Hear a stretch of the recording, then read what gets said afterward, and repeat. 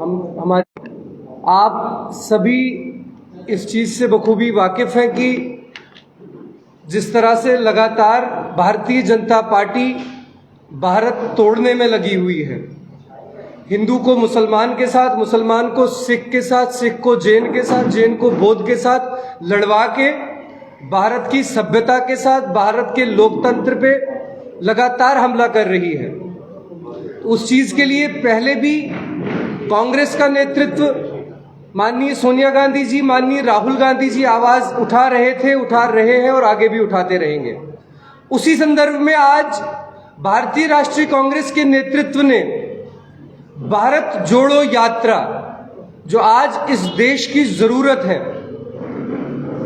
उसी सिलसिले में श्री चरण सिंह सापरा जी महाराष्ट्र से जम्मू कश्मीर का सफर तय करके इसी भारत जोड़ो यात्रा की एक कड़ी जो इस प्रेस कॉन्फ्रेंस से शुरू होने जा रही है, ये आप सबके समक्ष है।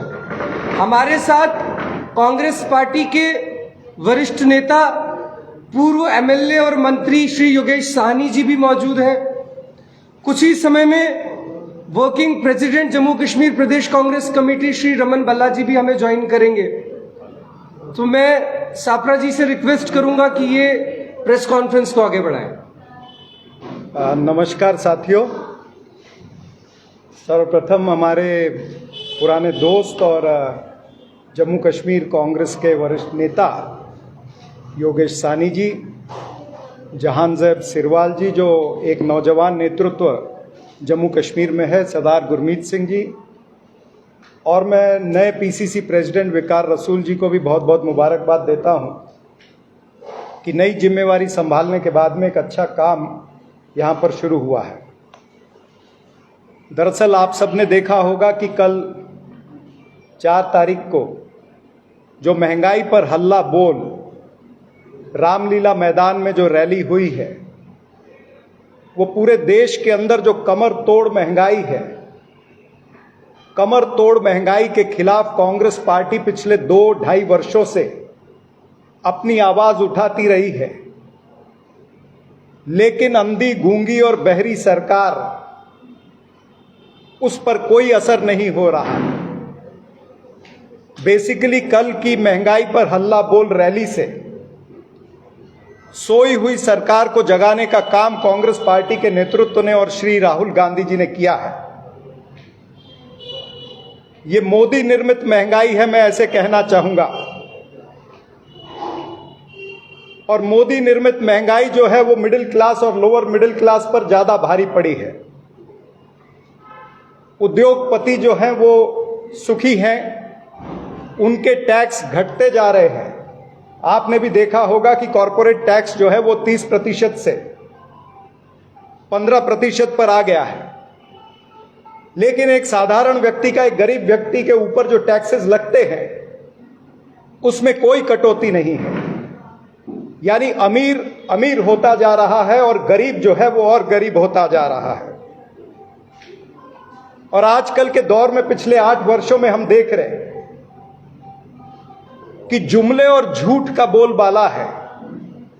देश के नौजवानों के साथ में वादा किया था कि 2 करोड़ नौकरियां हम प्रतिवर्ष देंगे, लेकिन पिछले 2 वर्षों में 14 करोड़ नौकरियों का नुकसान हुआ है। यानी देश के युवा को वादा करके वादा खिलाफी नरेंद्र मोदी की सरकार ने की है। पेट्रोल डीजल के भाव ये 2013 में कहते थे कि हम 30 रुपए या 35 रुपए प्रति लीटर करेंगे। पेट्रोल 100 रुपए पार हो चुका है और डीजल 90-95 में भटक रहा है। पेट्रोल डीजल पर नियंत्रण लाने की बात करने वाले लोग आज पेट्रोल के भाव पर आग लगी हुई है। और पिछले 8 वर्षों से कई बार एक्साइज बढ़ाने के बाद 27 लाख करोड़ का मुनाफा केंद्र की सरकार को हुआ है। यानी ये सरकार ने वादा खिलाफी भी की और मुनाफाखोरी भी करी है। और उसके बाद चाहे वो एलपीजी है, सीएनजी है, पीएनजी है, ये तमाम सारी चीजों के भाव जो है वो आसमान छू रहे हैं, गरीबों की जेब को लूटा जा रहा है। जो जीवन आवश्यक वस्तुएं हैं, चाहे वो दूध है, आटा है, दही है, दाल है, खाने का तेल है, ये तमाम सारी चीजों पर भी जीएसटी लग चुकी है। एफएमसीजी यानी जो घर के प्रोडक्ट होते हैं, टूथपेस्ट, टूथब्रश, साबुन, हेयर ऑयल या फिर पार्लर की सामग्री जो होती है, हर चीज पर जीएसटी लगने से वो महंगी हो गई है। इतना ही नहीं कि जिस चाय के आधार पर प्रधानमंत्री सत्ता में आए कि मैं चाय बेचता हूं, उस चाय को भी महंगा कर दिया है। ओला उबर पर भी जीएसटी लग गया है।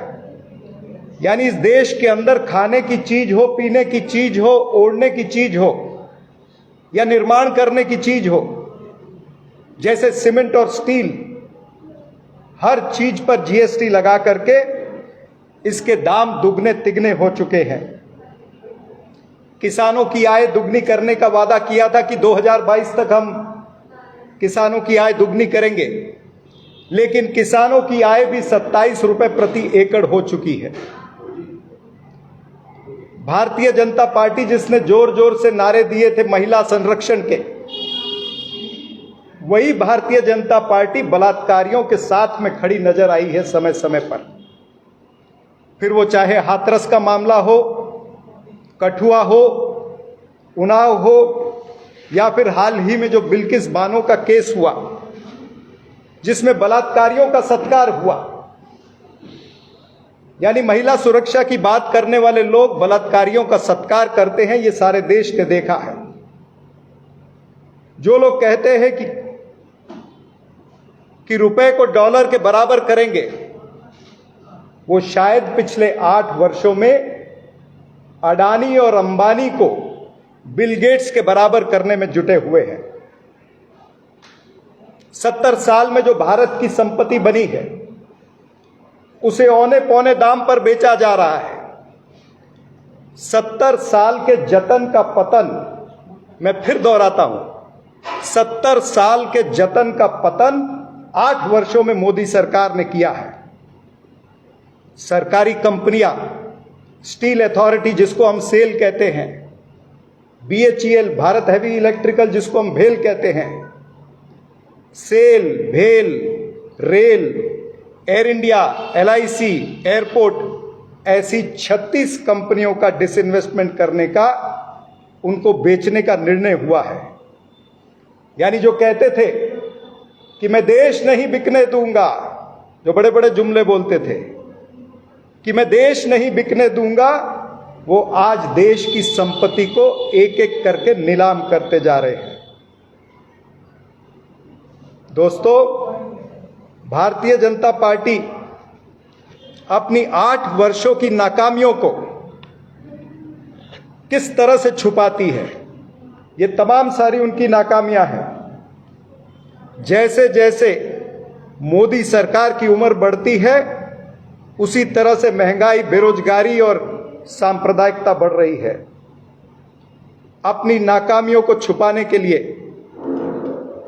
ये जातिवाद को आगे लाते हैं, ध्रुवीकरण को आगे लाते हैं और ध्रुवीकरण के आश्रय से अपने कुकर्मों पर पर्दा डालना चाहते हैं।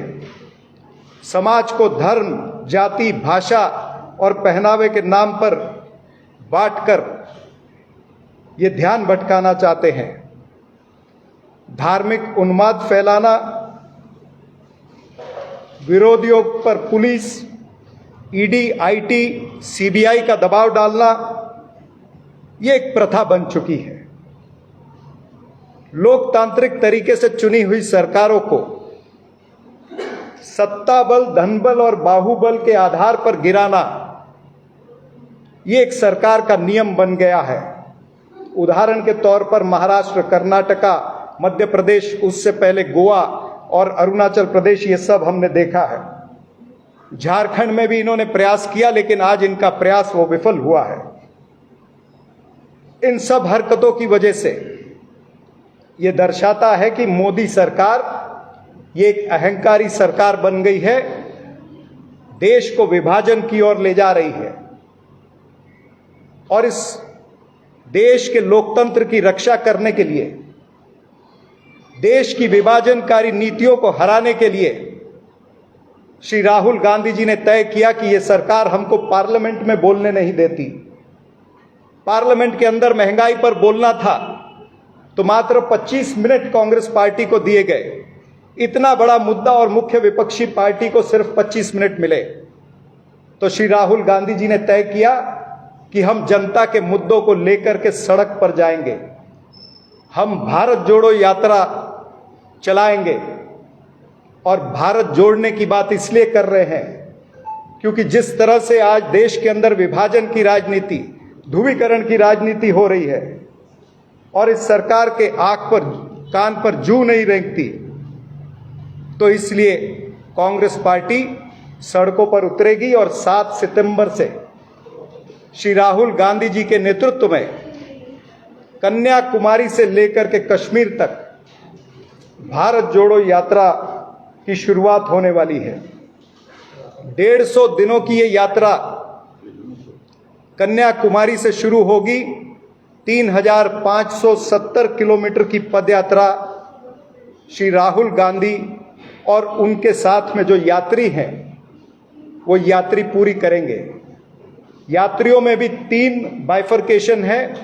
एक तो भारत जोड़ो यात्री जो 118 रहेंगे, जो पूरी यात्रा राहुल गांधी जी के साथ में पैदल करेंगे।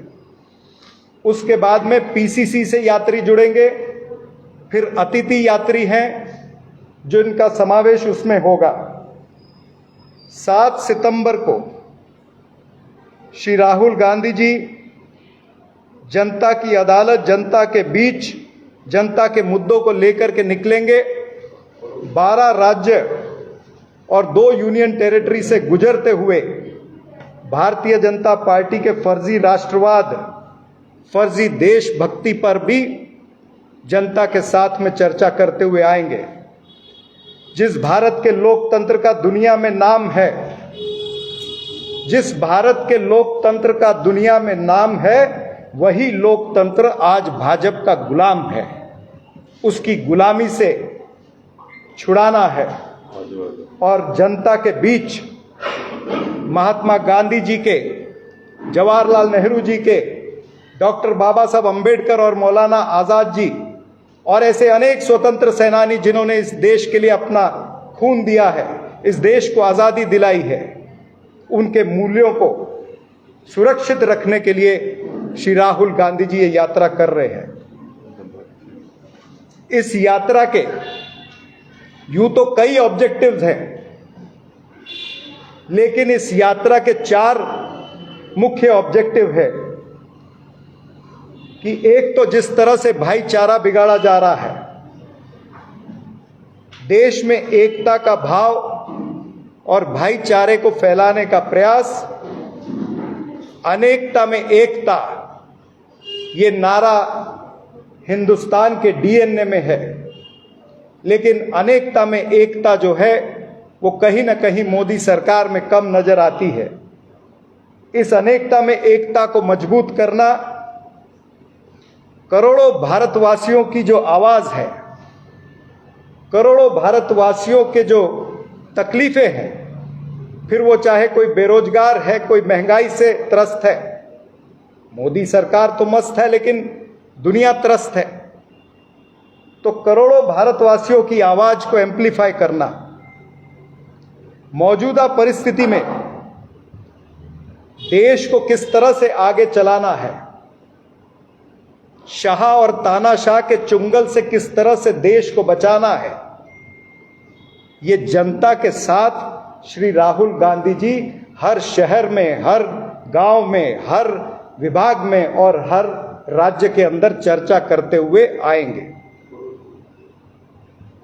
भारत के लोकतंत्र को किस तरह से मजबूत करना है, ये भी उसका एक बिंदु है। राहुल गांधी जी की ये सारी यात्रा ये दल के लिए नहीं, देश के लिए है। देश को प्राथमिकता हम दे रहे हैं कि देश बचेगा तब हम बचेंगे, देश के मूल्य बचेंगे तब हम बचेंगे। जो पिछले 8 वर्षों में हमने शाह और तानाशाह की तानाशाही देखी है, उस वजह से ये तय किया गया कि प्राथमिकता दल नहीं होगा, प्राथमिकता देश होगा। और इसीलिए तमाम सारी सिविल सोसाइटियां, उनके साथ भी श्री राहुल गांधी जी ने दिल्ली में मीटिंग करी और पूरे देश की सिविल सोसाइटियों को भी इसमें इन्वॉल्व किया गया है, क्योंकि ये तकलीफ जो है ये मात्र कांग्रेस पार्टी की नहीं है, ये देश के गरीब तबके की, मिडिल क्लास की तकलीफ है, जिसके लिए राहुल गांधी जी सड़क से लेकर के संसद तक लड़ रहे हैं। 7 सितंबर को श्री पेरुम्बदूर सुबह 7 बजे श्री राहुल गांधी जी उस स्थल पर, जो शक्ति स्थल मैं कहूंगा, श्री राजीव गांधी जी की समाधि, राजीव गांधी जी का इतना बड़ा योगदान देश के लिए, आतंकवाद से लड़ाई उन्होंने लड़ी और आतंकवाद से लड़ते लड़ते श्री पेरुम्बदूर में बॉम्ब ब्लास्ट हुआ, उनके चिथड़े उड़ा दिए गए। देश के लिए बलिदान श्री राजीव गांधी जी ने दिया। उसी बलिदान वाले स्थल से, उनके स्मारक से, वहीं पर शक्ति लेकर के श्री राजीव गांधी जी से राहुल गांधी जी अपनी यात्रा का पहला पड़ाव 7 तारीख को सुबह 7 बजे, 3 बजे थिरुवल्लावर, वहां पर जाके स्वामी विवेकानंद जी के स्मारक पर माथा टेकेंगे।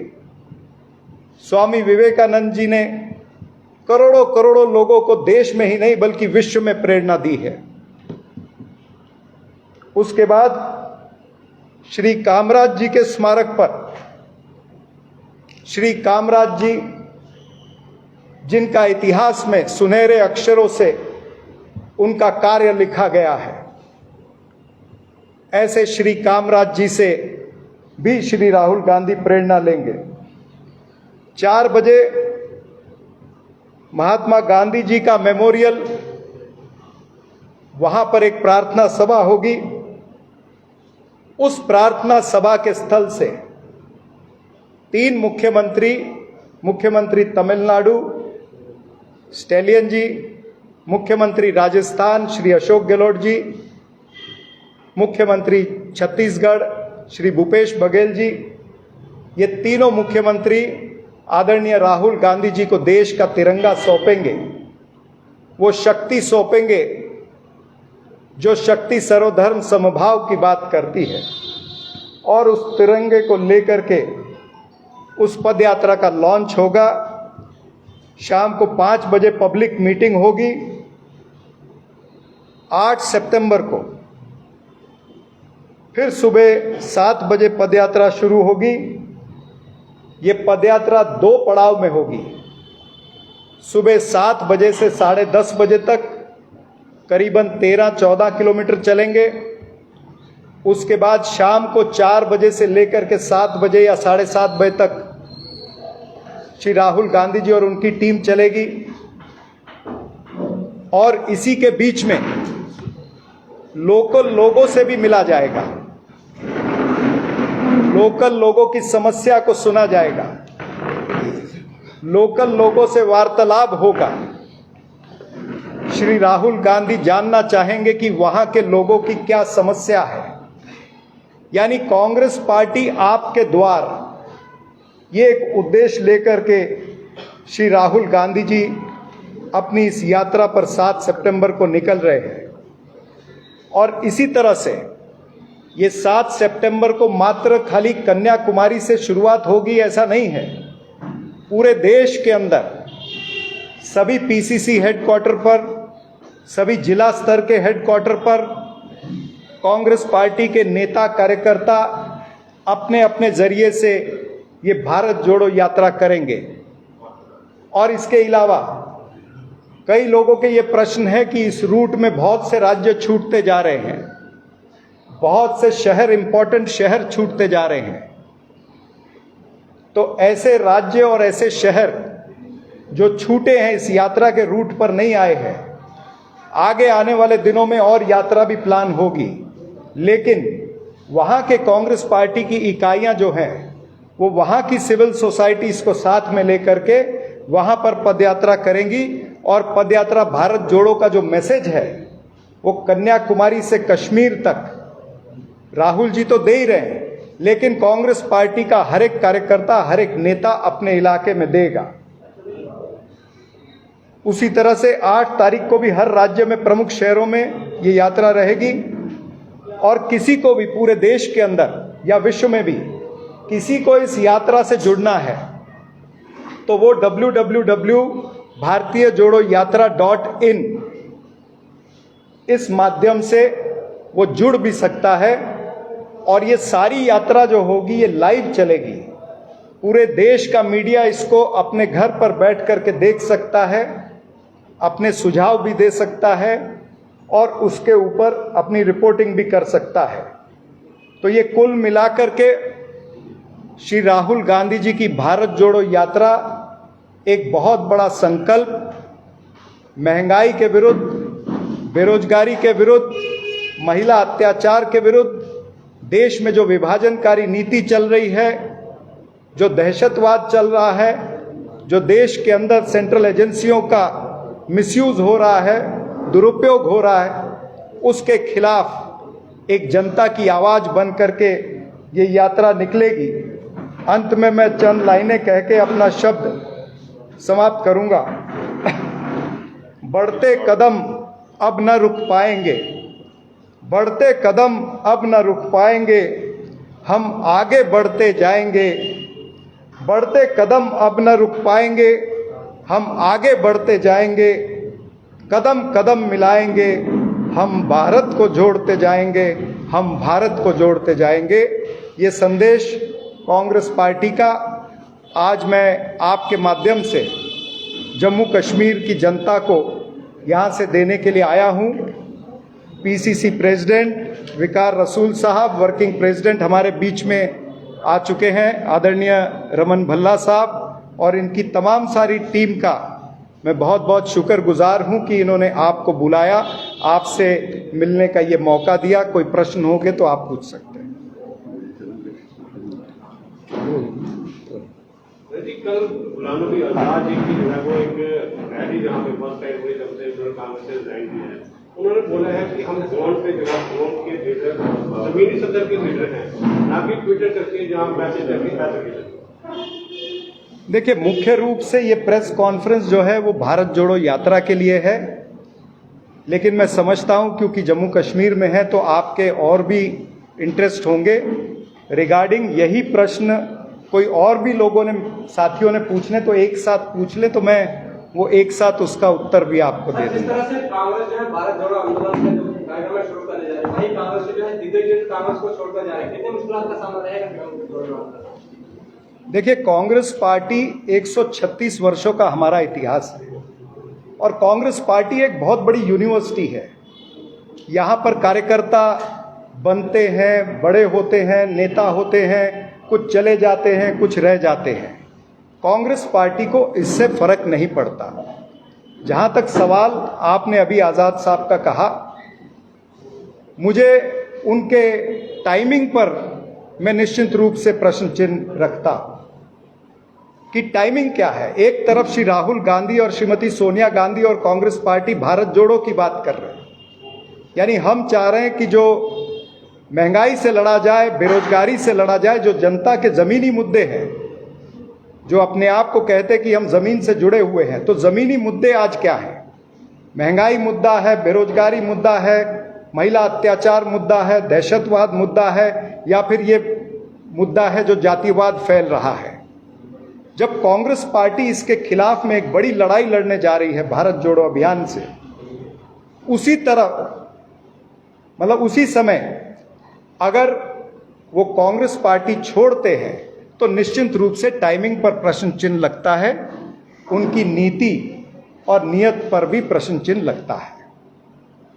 गुलाम नबी आजाद साहब ने कल रैली में बताया कि कांग्रेस पार्टी जो है सिर्फ ट्वीट तक महदूद रहेगी, हम जो है जमीन से जुड़े लोग हैं। इसमें कितने जमीन से जुड़े हुए लोग ही तो मैंने आपका उत्तर दिया कि संसद से सड़क तक कांग्रेस पार्टी लड़ रही है और लड़ने जा रही है। 3500 किलोमीटर की पैदल यात्रा करके जनता के मुद्दों के लिए, दल के लिए नहीं, देश के लिए श्री राहुल गांधी और कांग्रेस के लोग आ रहे हैं। वो आपके शहर से भी गुजरेंगे, तो ये बातों में ज़्यादा तथ्य नहीं है। आप रुकिए, जिस तरह से यात्रा निकलेगी आपको समझ में आएगा कि कांग्रेस पार्टी जनता के मुद्दों को लेकर के कितनी सीरियस है। सर, किसी समय में भी चुनावी विघटन जो है वो बच सकता है और कहा जाए तो प्रदेश कांग्रेस से लगातार कद्दावर नेता जो है वो कांग्रेस छोड़कर गुलाम नबी आजाद का दामन थाम रहे हैं। कद्दावर किसने बनाया? पार्टी ने बनाया। अब अगर वो नहीं है तो नए लोगों को मौका मिलेगा। मैंने पहले कहा कि कांग्रेस पार्टी एक फैक्ट्री है, एक यूनिवर्सिटी है। हम नेता कार्यकर्ता बनाते हैं, कुछ रहते हैं, कुछ चले जाते हैं। तो कांग्रेस पार्टी को उससे फर्क नहीं पड़ता है। वो अपने घर में अपना काम करें, जो उनके मुद्दे हैं वो देखें। लेकिन कुल मिलाकर के ऐसा लगता है कि जो छोड़ के भी गए हैं उनको बहुत ज्यादा फायदा नहीं होगा।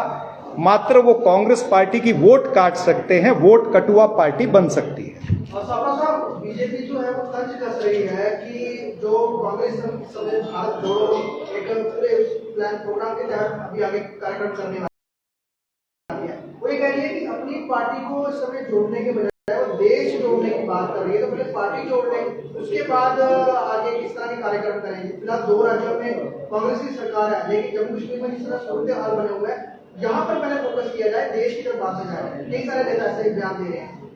देखिए, भारतीय जनता पार्टी को सबसे ज्यादा डर कांग्रेस पार्टी से ही है और श्री राहुल गांधी जी से ही है। अगर वो कांग्रेस पार्टी का डर नहीं है तो क्यों कांग्रेस पार्टी का राग अलापते हैं? उनको भी पता है कि कांग्रेस पार्टी को 12 करोड़ वोट मिले हैं पिछले लोकसभा के अंदर। कांग्रेस पार्टी की 2 राज्यों में और 2 राज्यों में पूरी सरकार, 3 राज्यों में आधी सरकार और 10 राज्यों के अंदर हमारे लीडर ऑफ अपोजिशन है। हर गांव में, हर पंचायत में कांग्रेस पार्टी का कार्यकर्ता है। ये भारतीय जनता पार्टी और नरेंद्र मोदी जानते हैं, वो कांग्रेस की शक्ति को समझते हैं, इसलिए ध्यान भटकाने का काम कर रहे हैं। सर, ये एक बड़ा स्ट्रॉन्ग शब्द है कि घर का बेदी लंका ढाए। आप किस तरह से देखते हैं, क्योंकि आजाद साहब कोई छोटे मोटे नेता नहीं रहे, एक लंबे अरसे से जो है कांग्रेस पार्टी के साथ वो जुड़े थे। आज वो बिल्कुल अपोजिशन में ही एक तरह से उन्हें समझा जा सकता है, क्योंकि कल जिस तरह का उनका भाषण रहा, ऐसा लगा कि काफी समय से एक अपोजिशन में ये बैठे हुए थे। तो किस तरह से आप आने वाले चुनावों में एक चुनौती के तौर पर देखते हैं? क्या इस तरह की का ये कुछ रहेगा जिससे चैलेंजेस कांग्रेस पार्टी के लिए बनेंगे? देखिए, मुझे खुशी होती अगर आज़ाद साहब जनता के मुद्दे कल उठाते। उन्होंने ना महंगाई पे बात की, ना बेरोजगारी पे बात की, ना उन्होंने ये जो जातिवाद है उस पर बात की है। तो इससे आप अंदाज़ा लगा सकते हैं कि उनकी लाइन लेंथ क्या है।